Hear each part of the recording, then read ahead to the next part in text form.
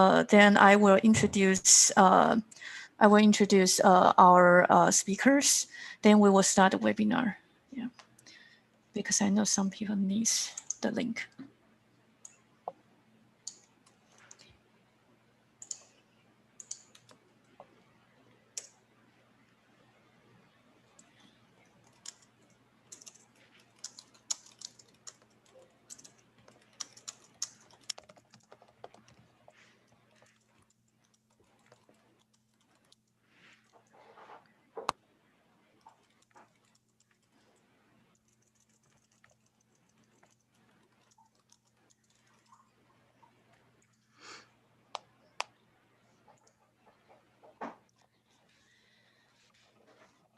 Okay, so I think we can start the webinar.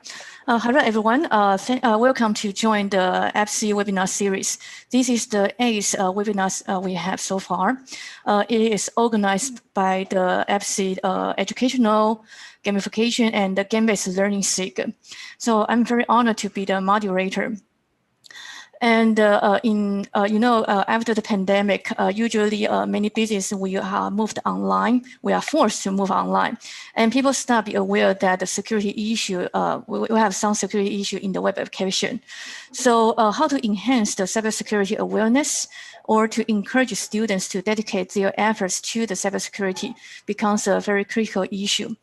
So I'm very honored to invite my colleagues to talk about their works.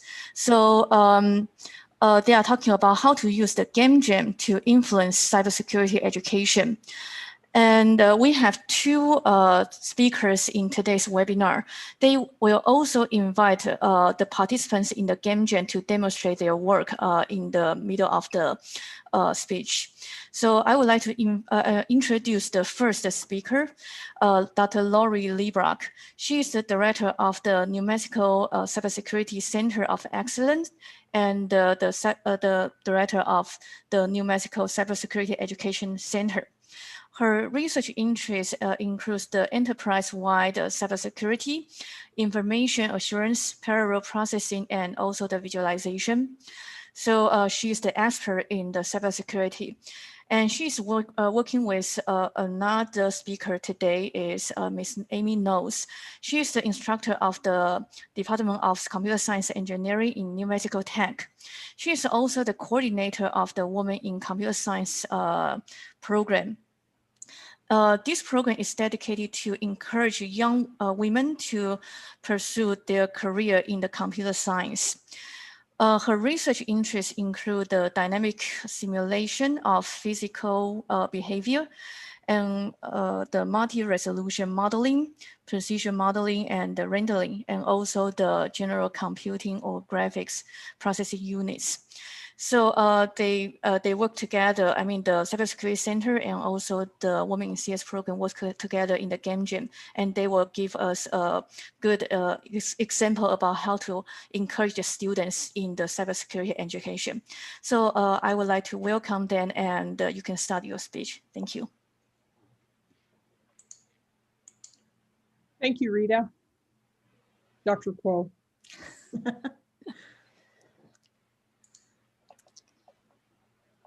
Amy, you ready? Yeah, okay. Are we doing this? Yep, we're doing it. Okay, so I am Amy Knowles, and I am the WICS portion of this, Women in Computer Science. And here with me today is also Lori Lebrock, the head of the Cybersecurity Centers, as you heard. And we're going to talk to you about using a game jam or using game jams to influence cybersecurity education. So the things that we're going to kind of run through today is we'll give you a brief outline kind of what a game jam is. We'll talk to you a little bit about how our game jam became cybersecurity related and why cyber is so important. The evolution of our game jam across a couple of years. And then we will actually let you see some student demos so that you'll get to kind of see what these students have been capable of in really a pretty short amount of time. So I hope you are as impressed as we have been. So first off, what is a game jam? Right? A game jam is simply a contest where participants make a video game from scratch. Traditional game jams take place over a period of generally 3 to 4 days. And New Mexico Tech, or NMT, has hosted numerous of these game jams in the past. Previously, it was a student-hosted event that's sponsored by our departments, our computer science department's ACM, or Association for Computing Machinery Student Club. Historically, it was face-to-face, where students sequestered themselves into one of generally 2 of the computer labs that we have in our department over a weekend, with vast amounts of hot Cheetos and Mountain Dew.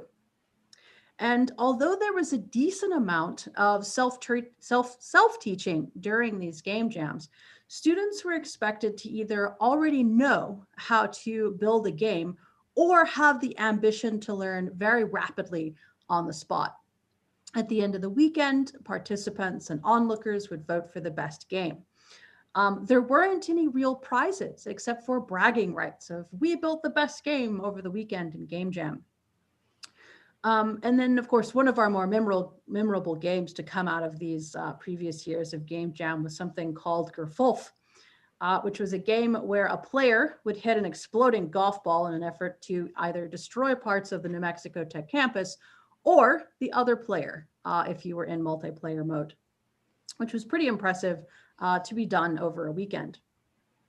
The ACM student group went through a little bit of a rough patch, and the game jam went unscheduled for a couple of semesters. But in early summer of 2019, a few intrepid students and possibly budding game programmers had a vision of a new game jam. They wanted to bring back the game jam, but they didn't quite know how to do that.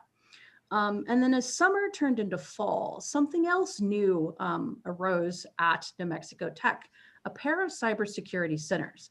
And it was here that the early ideas for this cyber game jam began to emerge. And if this was going to work, we needed to rethink our approach. Lori? So we wanted more valuable outcomes from Game Jam. So we needed to think differently about game creation and use. In essence, we wanted to adapt Game Jam and make it more personal and also make it more valuable to our community. In 2019, as Amy said, we added 2 cybersecurity centers and a cybersecurity student club, which in one day, that club became the second largest club on campus. This made focusing on cybersecurity education seem like a worthwhile avenue to pursue. Next slide. But why choose cyber? Why did we have 2 new centers and a student club? Well, cybersecurity has a huge demand with over 4 million positions open worldwide, and the impact of cyber events grows seemingly every day. New Mexico Tech has been in cybersecurity education and research since around 2000. By 2002, we were designated as a Center of Excellence in Information Assurance Education by the National Security Agency. That same year, we proposed a Scholarship for Service program to educate students in cybersecurity who would go on to work in civil service to secure national infrastructure. Given what we're seeing in the news right now, we clearly need to do more of that. Based on that long history, though, of national contributions in education and research in cybersecurity, along with the huge demand for cybersecurity professionals, especially with a more diverse set of skills in cybersecurity, we wanted to explore having students teach other students cybersecurity through games. Our first cyber game jam was started to achieve this very goal. Next, Amy will talk about the evolution of cyber game jam. So in 2019, similar to the game jams of the past, we held a weekend-long game jams with students, again, sequestering themselves in the large CS lab. They created teams and they worked on games together in a physical location, one physical place. And as years passed, Mountain Dew and pizza was plentiful over that weekend. 5 teams were chosen to pursue further development, but sadly, no developed games were finalized or developed into such a polished form that we could use them, in part due to COVID. At about the same time, in the spring of 2020, I launched a new Elements of Game Design course that was cross-listed between computer science and arts. Because although Cybersecurity Club was the number two club at New Mexico Tech, the number 1 club was actually the gaming club. And so there's been a pretty big interest from both computer science students and from non-computer science students that are interested in game design. So with this cross-section of students, we allowed for more than just CS students to participate in game design. So while programming is a large part of game design, creativity and ingenuity is possibly one of the more important aspects. So because of this course, we now had a more diverse set of students interested in game design and interested in future game jams. So because of COVID-19 and our desire for a more polished final product, we needed to begin to rethink our game jam. And that's just what we did for 2020. We decided to provide a longer timeline for our 2020 Game Jam. This would allow students to generate a more polished product. The 2020 Cyber Game Jam was launched over a weekend in October of 2020 via Zoom. The other part of this 2020 Game Jam is that it has been held completely online, utilizing Zoom and Discord for communication, both during meetings and in between meetings. So during our opening Zoom call, design teams learned about important cybersecurity topics related to the theme of this year's Cyber Jam, which was online security. A student working for the cybersecurity centers demonstrated the effects of ransomware during this opening Zoom call and held a question and answer session for the budding game designers to learn more about cybersecurity. Over the weekend, the design teams worked together to formulate the concepts of their game, and they used a game design document that was developed during the Elements of Game Design course to aid them in concept creation. We then had a closing Zoom call that was held on Sunday afternoon, during which design teams were allowed to exhibit their game concepts. And since the Cyber Game Jam launch in October of 2020, we have continued to meet with these budding game designer teams bi-weekly via Zoom. So every other week, we have a Zoom meeting to discuss current progress and any snags they might be having during implementation.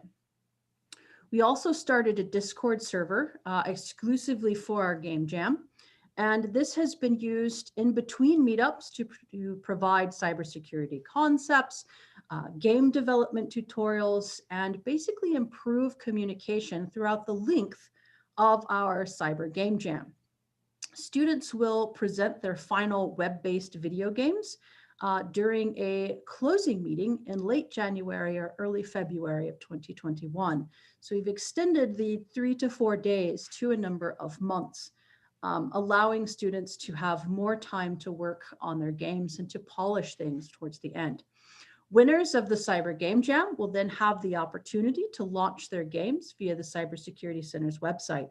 And these games will then be used during outreach events to educate students on cybersecurity concepts. And Lori is now going to introduce a couple of our Cyber Game Jam design teams.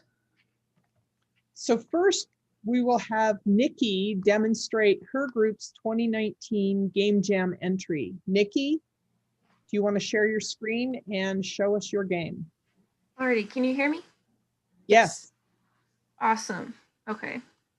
So for last year's Game Jam, I was on a team with 4 other girls, And none of us really knew anything about cybersecurity. We were all, or me and one other girl had taken a very brief course, but the other three girls were actually not even CS students, so they didn't have any kind of like class that they were able to take to learn anything about it. So we focused on internet safety and like being aware of dangers that are on the internet.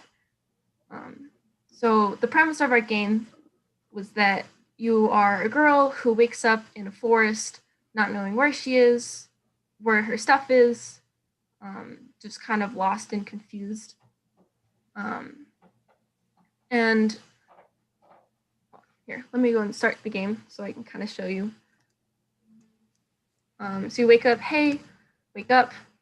And she wakes up, where am I? How did I get here? Where are my keys and wallet? And my head hurts. So she doesn't know where she is. She's completely lost. So as the player, you start, you're like, oh, well, there's a path, so I'll follow this. And you see, oh, well, there's a guy over here, so maybe he knows how I got here. So you talk to him, and he sees that you were passed out, asks if you need help. She doesn't know where she was or how she got here. So the first question he asks is, do you live around here? I could try to help you get home. So in this game, in our game, we had this man who was going to help her get home, seemingly friendly, like didn't have any kind of bad intentions, really innocent. So he starts off asking, like, where do you live? So that he can help you get home, which is a seemingly innocent question considering the circumstances. However, with the game, you can either answer, I live at a specific address, or I might live around this area. And you might think, oh, well, I'll give him the exact address so that I know how to get to my home. However, as you go throughout the game, the questions become like more and more specific to like personal information. And it reveals at the end that like when you give away too much specific information, like pets' names, like your license plate number, or like stuff like that, that like it's dangerous to give away that information because you don't want someone knowing all that about you. So it's as the seemingly like friendly figure is talking to you, it kind of resembles you're talking to a stranger on the internet, and it seems really innocent and like nothing like is like wrong would be happening.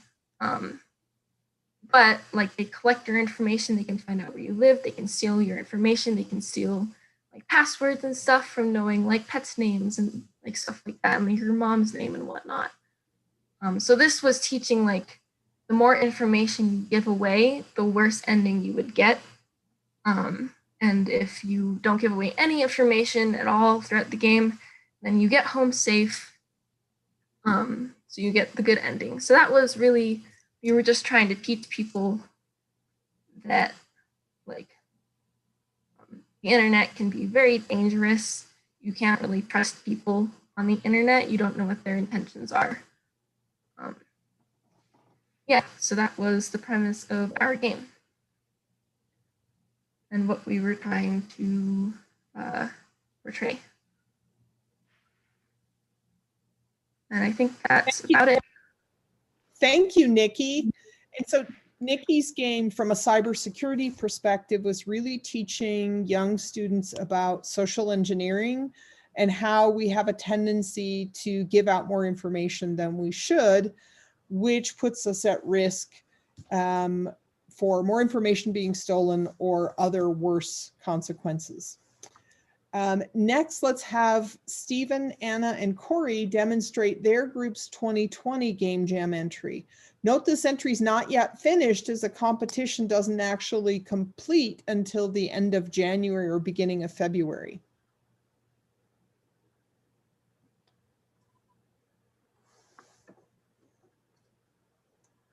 All right, can everybody see my screen there? Yes. Yeah. All right, cool.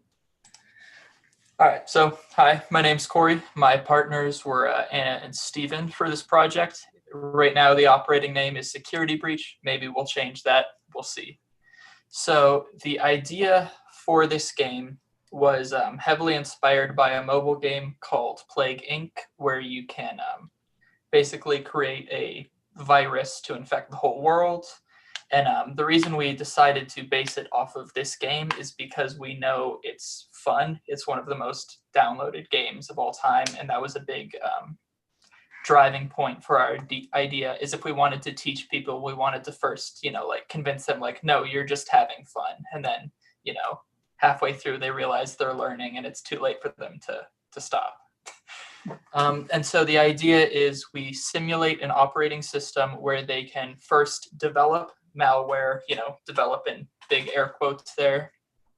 And then in the second half of the game, they'll have to fight whatever they created to get it off of their computer, essentially. And so we're trying to teach students about different types of malware. So we have areas where they can read about, adware, Trojans, etc. We can simulate what an infected computer might look like. Stephen will have part of that in the demo at the end. We can show how a virus can spread between computers. And then finally, we'll teach students what to do in the event that they're infected, which is, for the individual, perhaps the most important part, is how to protect yourself. And the reason we, decided to go about this route is we feel that there's, especially, as somebody who just came out of high school, it's very common for people not to be educated at all on topics like this. But, these are some statistics I just pulled from the web. I think it was 2018, there were 80,000 cyber attacks every day. There will be, they're projected to be 3.5 million unfilled cybersecurity positions by 2021. And most Americans are, on average, woefully uneducated about cybersecurity. Only 33% of people polled knew what the S at the end of HTTPS meant or why it was important. And that's, a very basic part of all this. And so with that, I think we'll just head over to the demo with Stephen.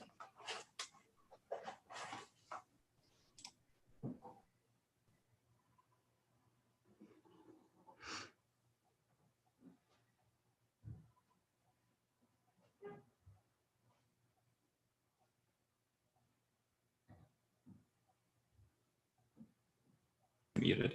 All right, let's see if everyone can see my screen. I was muted there for a second. Yes. Okay, cool. So this is our sample operating system. We have a container that allows us to make different windows and applications. We're trying to go somewhere in between like Apple and Microsoft Windows like software, just so it's familiar to a large amount of people. So one example here of malware is adware. So here it's simulated, we have these ads and you close it and it comes back. And it's always really annoying when this sort of thing happens. And most people would like go and turn off their computer. But here we also have a system in like the task manager where we can go to the ad and end the task and show how that works. There are also a lot of other features. There's a lot of like moving parts here.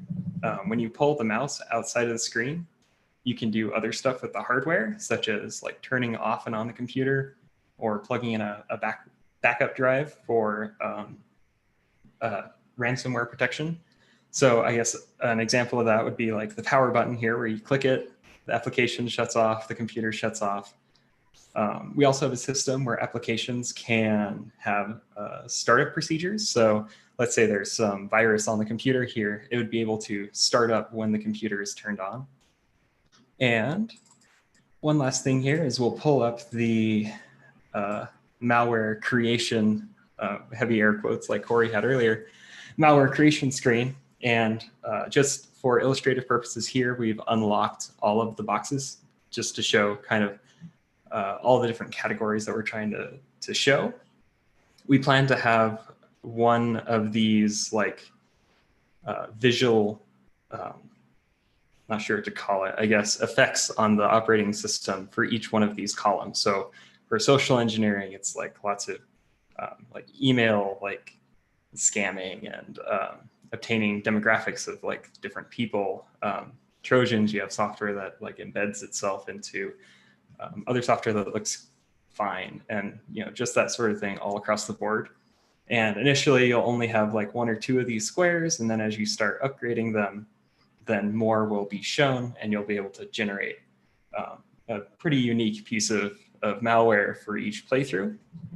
And so this is for the first phase. And so of course we don't want to say that making malware is like a good thing or a cool thing. It's something that we think is interesting at the start, but then we need to make it look like, okay, you're getting in too deep and you need some way to get out of this. And so let me just close this real fast. We do have this window here, which shows we have 7 continents that can change colors based on how much they have like researched the analogy for plague would be researched a cure for the malware, but we can also, let's see, it's still a little buggy, but we can also go here, and I'll just click on fish emails.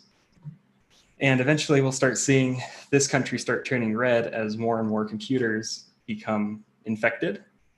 And there are all these other numbers running under the hood where as this thing gets more and more like potent or malicious, then it starts jumping to other continents.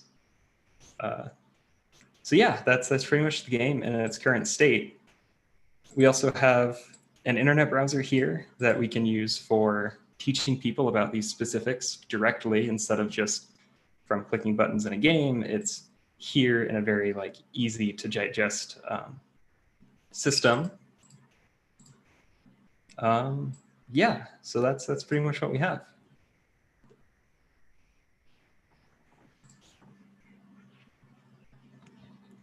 So I will stop sharing. Okay, and I will pick it back up. Oh, there is a question for you. Robert asks, as a huge fan of Plague Inc., will you also be approaching this game from the point of view of the virus or the bad guy, or will the game element be surrounding the idea of destroying or beating the threats? Yeah, so I could get that. Corey, would you like to answer? Yeah, so the game will be effectively divided into 2 sections. The first half of it, you will be the bad guy developing this malware, and then about halfway through the game, you get found out, and your computer gets infected, and you have to beat it. Yeah, do you have anything to add, Stephen? Sorry, I was reading the extra question that popped up there. Oh, no, that's fine. Yeah, so we're really wanting to emphasize that malware is bad, but there will be probably half of the game where you are the bad guy, and then the other half where you're kind of doing a redemption arc to fix it and save the world. Okay, thank you. There's also a question for Nikki about what development environment did your team use, and also what editor did you use to create the in-game map? Yeah, so for that demo, we had used RPG Maker XP. It was just really simple and easy to use because it didn't involve any coding for that weekend. But then we ended up moving to the Godot engine, and now we're on Unity. Yeah, but we had used, everything was done within the RPG Maker XP editor. All right, thank you. Thanks to all of the students for sharing your games. I want to say that ultimately, even if none of the games developed for Cyber Game Jam were shared more broadly, developing these personal adaptations of cybersecurity concepts has strengthened our participants' understanding of cybersecurity. So we consider this change to Game Jam to be an improvement. However, we do hope that this year, the results from some of the teams in their educational games are going to be ready for casual use and understanding cybersecurity for younger people. If that happens, that's going to be a real success. And next, we're just going to show you, here's our team, which you can see some of us.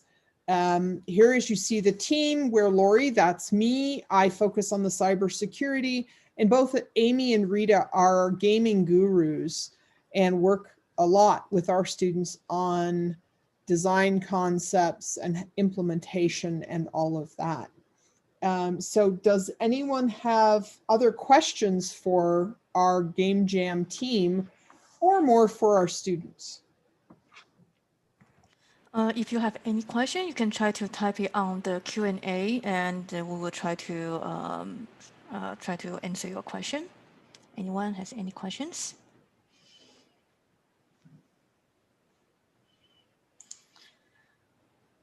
So let me try to ask the first question. So we find out some students already build a game, like Nikki already built a game, and currently their team is also working on the next version, and the Corey and Stephen are also working on the new game. So I would like to know, is there any possible that for other researchers they are able to use your game to their outreach or try to help their students to understand the importance of the cybersecurity? So that's a question for the students? For the professors. Oh. Yeah. Okay. So we would have to have the students, if we're talking about potentially allowing someone else to use the games, if you're talking about extending those, we would have to have the permissions of the students. We're certainly interested in, if possible, we want to make them available for a broad use on our website. And so we're offering the students a stipend to award the students and reward them for their developments if they agree to such use. But as far as extending them for additional use and those sorts of things, that would be entirely up to the students because they retain the rights to the code. Thank you. Anyone else has any questions? I'm not Hi, seeing any questions in the queue. Can Yes, I I can ask hear a you. question? Yes, Yeah, please. so basically, because I don't want to type it, that the question is too long. So so this question actually is mainly for the teams. Of course, it would be also good if professors can answer too. So I can see the potential of these two games, definitely. The question I have is about do you, I mean, the team, do you guys consider about the evaluation? I mean, whether or not when players or students or anyone who play your game after that they will be better, or you can identify. Of course, I from the Nikki's explanation at the very beginning, I can tell a kind of future, but do you have any more concrete idea about how people they can apply this game and for the players, and after that they can provide the players another educational opportunity to making sure that they definitely will not make the same mistakes or doing some kind of actions again. So my question is about, do you guys or ladies, do you have any kind of plans about the evaluation as well as how it can be used in educational purpose? Let's go ahead and start with Nikki. She can talk about theirs first. Yeah, so for ours, it was really just, it's aimed more towards like middle and high school students, just to teach about like basic internet safety. And with our game, we were planning on doing multiple endings so that you go back and replay the game to try and get the best ending, which would mean like giving away the least amount of information. So just our main takeaway from the game that we want people to learn is to just be really safe on the internet.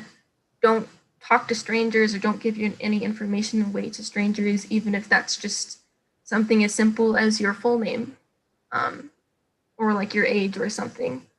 That was just like the main like takeaway. Yeah, sounds good. And who from the other group would like to address this? I think I might be able to. Great. Yeah, so I would say that more in the structure of our game is how we're planning to do this evaluation, because although the first half it's like kind of happy-go-lucky, like you're clicking on buttons, seeing numbers grow, and you're having a great time. At some point, it's like reality kind of dawns on you, and you have to use the knowledge that you gained from reading about this malware while you're creating it. And that's one of the reasons we have the internet is built into the game, is so we could also have information about like how to fight it, like how to stop it. And so by using the tools that you were provided in the beginning, you will need to reapply them in sort of a different way. So like, let's say they unlock something in the ransomware. And if they're reading the information, they'd see like, okay, I need to do backups on my computer because that's important. So in the second half of the game, they have that happen and they just plug in their backup and they're fine. Like that part of the malware or the entire malware is completely solved. Otherwise, they'll have to like go into their internet browser on the game and enter their like, pretend like they're entering like a credit card information or like paying for a Bitcoin or something to unlock their computer. So there will be many like loss conditions that don't end the game totally. There will always be like a linear path with like very minor branches of like, oh, you did this wrong. Step back to that point, try it again, and then move forward to the next piece. But as far as like evaluations, like after the game is done, we're just sort of hoping that people kind of internalize these like experiences they had with working with this simulated OS. And be able to use that in their education. Yeah, and if I can add one thing, maybe for me, I think a lot of what I'm hoping students get out of the game is just a general interest. Obviously, cybersecurity is a very, there's a lot to it, so we can't teach them everything. But I know, when I was in school, nobody told me like, I want to be a cybersecurity expert. That's my goal. So if we can just like, for me, maybe the evaluation would be before people try it, we ask them, what's your interest in computer science and cybersecurity? And then afterwards ask them again, like, are you more interested now? I think that would be the ultimate goal, is just getting people interested, because obviously with a game, we can't teach them the same amount as, a college education or, real world experience, but we can show them that this world exists. Yeah. Great. Thank you, Stephen and Corey. We have another question for Nikki. What would be the motivation for a student to play the game again beyond trying to do better? Do you imagine this would be used by a teacher or a parent, or do you imagine this being something that students may find personal satisfaction in playing somehow? And mostly the question is directed at wondering if this would be strictly for educational purposes. I think it's again been a year since we had originally started developing the idea, but I think our initial goal was to make this an educational game, so like it could be used in classrooms and stuff. Sorry, I was just reading the question again. But yeah, for replaying the game, we were planning on having multiple endings. We would hope that the students would, if they got a bad ending, that they would want to replay in order to get a better ending, or even just to replay the game to see what other options and what other like what consequences there are for answering certain questions certain ways. For like if they answered different questions, then like where it would take them, like either like physically in the map or in like the storyline.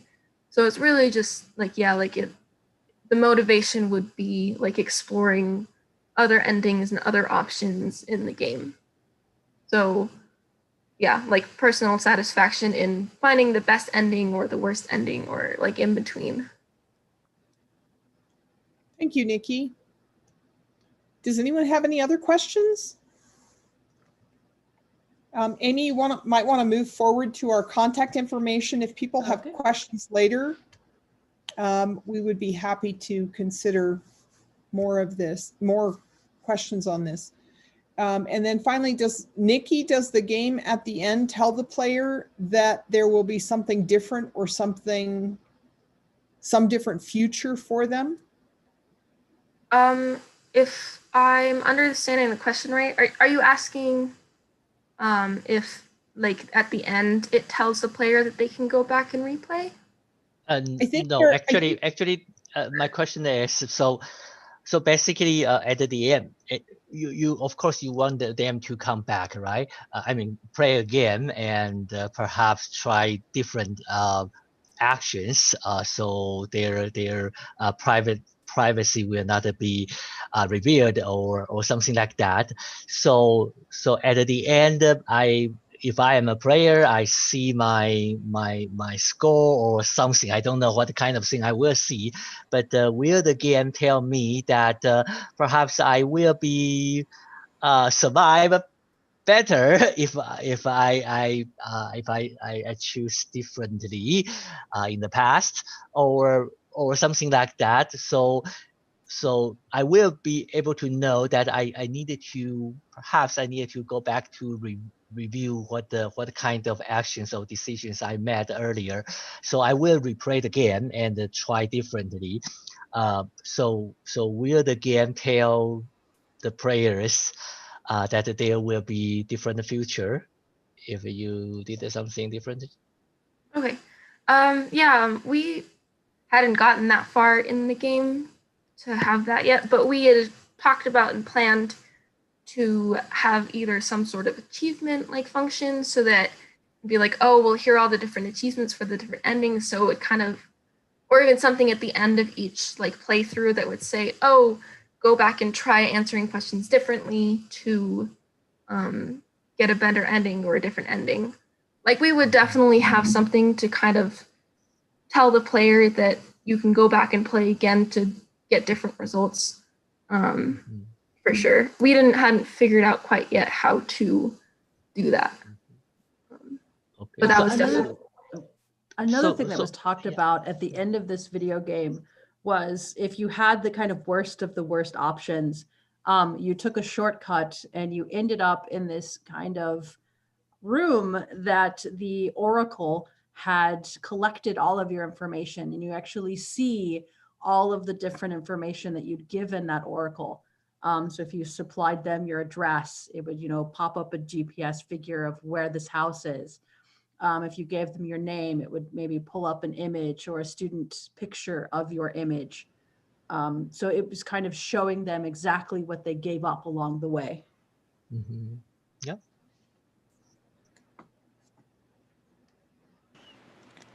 Anyone has any other questions? No? Okay, so I think that is everything we have, and Amy already showed the contact information. So if you have any question you want to ask them, like about the game jam or about the students' work, you can send them the email. So thank you very much to attend the webinar, and I would like to thank Lori and Amy to join the webinar. So thank you very much. Hope that we will see everyone for the future webinar series later. Thank you very much. And thank you to the organizers as well. Have a great evening. Yes, have a good evening, everyone. Or morning, I guess. Yeah. Thank you.